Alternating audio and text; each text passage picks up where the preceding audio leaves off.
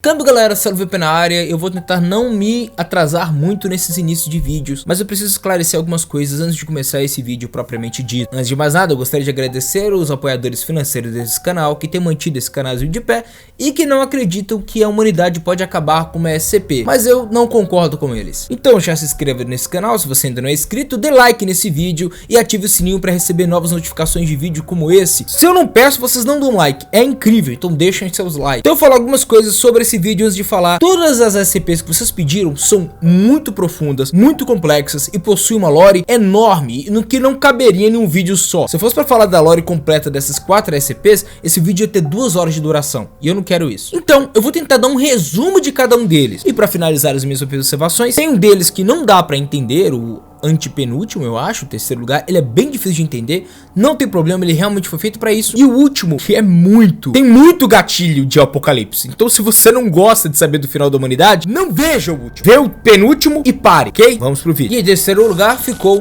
a SCP-093. Essa SCP tem uma possibilidade muito grande de acabar com a humanidade, mas ela ainda não sabe como. Foi encontrada no Mar Vermelho. Ele é feito de um material rochoso e possui entalhes de uma língua que a gente não sabe qual é. Esses entalhes são cerca de 0,5 centímetros e eles sempre estão constantes nesse tamanho. Ou seja, ela foi criada ou por uma pessoa muito cuidadosa ou por uma máquina. Toda vez que a 093, esse disco vermelho, tá na mão de um ser vivo, ela vai mudar de cor. Até agora a gente conseguiu azul, verde, vermelho e lilás. Esse disco ele tá preso numa superfície de espelho. Um belo dia um dos nossos cientistas pegou o disco, esse disco mudou de cor, ele tocou no espelho para afastar e a sua mão passou para dentro do espelho. Depois disso descobriu-se que a SCP-093, esse disco, quando segurado por uma pessoa ou até mesmo quando está na mochila dessa pessoa, serve como uma chave para um portal. Daí nós começamos a testar coisas. Para esses indivíduos foram dados câmeras ligadas em suas roupas, algumas apetrechos de sobrevivência, o disco, e a gente estava filmando uma webcam atarrachada na roupa desse indivíduo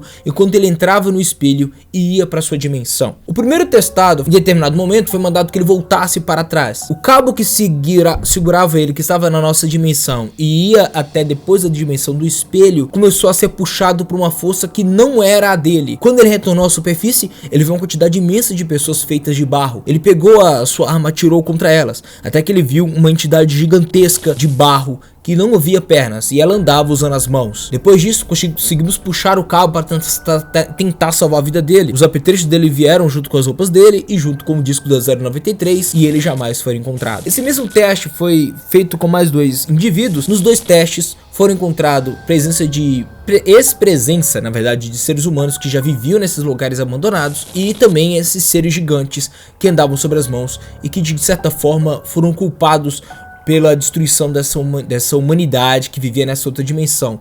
Ou seja, essa entidade gigante de barro foi responsável pelo fim do mundo deles. E se essa entidade descobriu uma forma de usar esse disco, porque de 3 vezes ela quase conseguiu pegar esse disco e vir para a nossa dimensão, talvez eles possam fazer a mesma coisa. Em terceiro lugar ficou a SCP-2470, que é a que vocês não vão entender direito. É sério, é muito louco. Vocês têm uma ideia, eu vou ler o procedimento e vamos ver se você consegue entender. Ó, procedimento de contenção. Para facilitar a contenção, a área 141 foi estabelecida no local da descoberta devido à natureza extremamente perigosa da 2470, bem como a ameaça do potencial de movimentos religiosos místicos pós-apocalípticos e seitas. O pessoal no local é responsável por conter o objeto e proteger a área 141 de todo e qualquer exterior ameaça. Vocês entenderam? Não, relaxa. Bem, a característica dela é que ela realmente é bem confusa, mas muito perigosa. O lance da 2470 é que sua aparência a gente não sabe direito como é, porque à vista ela se parece muito com a singularidade de um buraco negro. Ela está em um local só, já foi descrita a aparição dela em outros locais, e ela realmente se comporta como um buraco negro, mas a habilidade dela é acabar com objetos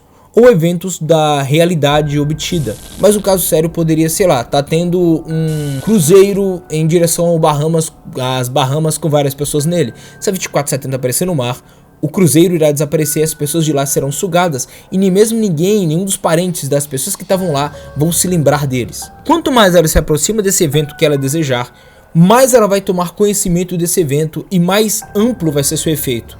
Vamos voltar ao exemplo do cruzeiro nas Bahamas.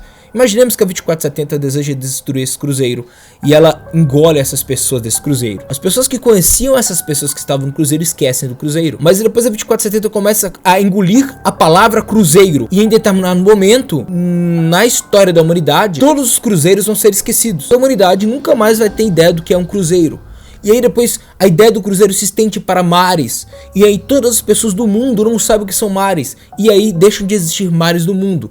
E assim progressivamente. E se em vez de mares ela começar a engolir o conceito humanidade? Como se você jamais tivesse existido. E todas as memórias que você tem ou memórias que outras pessoas ou coisas têm de você desapareceriam. O fim da humanidade poderia levar dias, horas, meses ou segundos. Tudo isso porque a 2470 vai consumir o evento ou o conhecimento que ela conseguir. Então atualmente nós não contemos elas e graças a Deus, mesmo que ela tenha aparecido em alguns outros lugares, ela ainda se mantém na área 141. Em segundo lugar ficou a SCP-3999, ou Eu Sou o Centro de Tudo que Acontece Comigo. A SCP-399, gente, é muito grande, dava pra criar uma série de uns 10 capítulos, mano. A SCP-399 parece ser algum tipo de SCP que basicamente move a realidade. Não se sabe exatamente como ela é, porque todos os arquivos por ela basicamente sumiram. Os arquivos que a gente tem hoje ainda estavam no celular do doutor que estava... Taloran, o nome desse doutor que estava estudando a SCP-399. E o Taloran sofreu algo que ninguém merece sofrer. A 399 só conseguia manipular parte da vida dela. E o Taloran estava contendo ela na SCP. Então ele começou a usar aquilo para manipular toda a realidade. E se focou em um só ponto, no próprio Dr. Taloran. Segundo as entrevistas que foram feitas com ele depois, ele ficou alguns anos sendo torturado por ela. Enquanto para nós passou alguns segundos, ele afirma ter sido torturado pela SCP-399 por 3 milhões de anos. 3 milhões de anos, vendo várias vezes a família dele inteira sendo executados por funcionários da SCP. Porque a meta da 399 era se alimentar desse desespero. Isso não é nem 0,5% da história da 399. Mas eu posso dizer uma coisa. Essa SCP conseguiu movimentar todo um universo só para atormentar uma pessoa só. E cada dia ela ficou mais forte. O que aconteceria em um crescimento geométrico, em uma progressão geométrica, se ele aumentasse e se focasse em uma, depois em 2, depois em 4, depois em 8, e cada vez dobrando o seu poder, e só para que ele pudesse manipular a nossa realidade como um vaso de barro em cima das mãos de um oleiro. Em último lugar ficou a SCP-610. A contenção da SCP-610 é nenhuma, não existe contenção por ela, porque ela é um evento que tem ocorrido atualmente hoje dentro da Rússia e não tem controle. Nossa contenção agora é evitar com que mais pessoas sejam atraídas para ela. E a única coisa que eu posso falar daquela área, já que não me deu nem permissão para poder dizer onde fica, com neve e floresta, não existe formas de salvar pessoas que tiverem contato com ela.